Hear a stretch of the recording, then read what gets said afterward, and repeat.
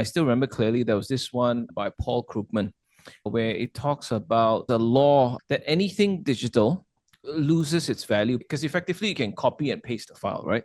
So there is no scarcity. You cannot create scarcity. Anyway, I wrote this paper. I got really engrossed with it. But remember, Bitcoin was only introduced to the world in 2009. For crypto, that time when you were searching, also you were searching for that value. Maybe you want to share with us, what value do you find in Bitcoin? Bitcoin's value, where does it come from? I guess the short answer is it's limited supply. There will only be so many Bitcoin ever produced.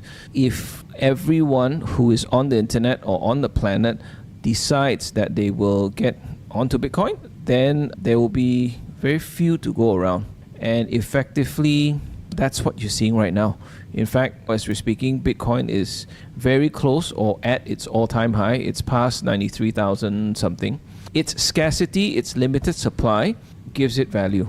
And if you go back to the very basic concept of supply and demand, if there's higher demand than there is supply, then obviously the price of that commodity or whatever that item is goes up.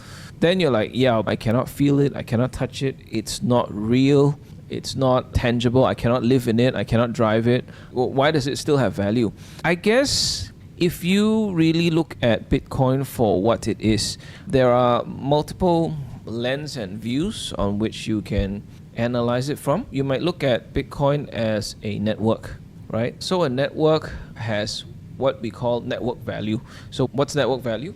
If you were the only person who has a handphone on the Maxis network, there wouldn't be much value, right? But then if another person also go onto the Maxis network, for example, then you can call each other. That's great. But as more people onboard this network, then the value increases, just like the internet. Now, I got onto the internet in the early 1993, 1994. So this was still very early days. And back then, not many people had an email address. Hotmail wasn't even invented yet. And was there any value in having an email address back then?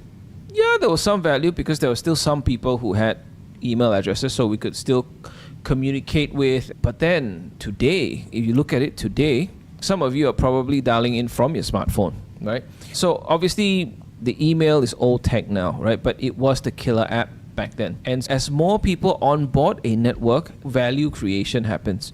So Bitcoin, one way to view it is that it's a network. And more people are jumping onto this network. It's just like back in the early 90s, not that many people were on the internet. The world has 8 billion people, 5.5 billion people have access to the internet. But less than 100 million people actually have Bitcoin or estimated. What if we jump from 100 million to 200 million or the 300, 400, 500 million people who have access to Bitcoin? So they jump onto the network. So what happens then? It possibly creates value, right? As more people want a scarce asset.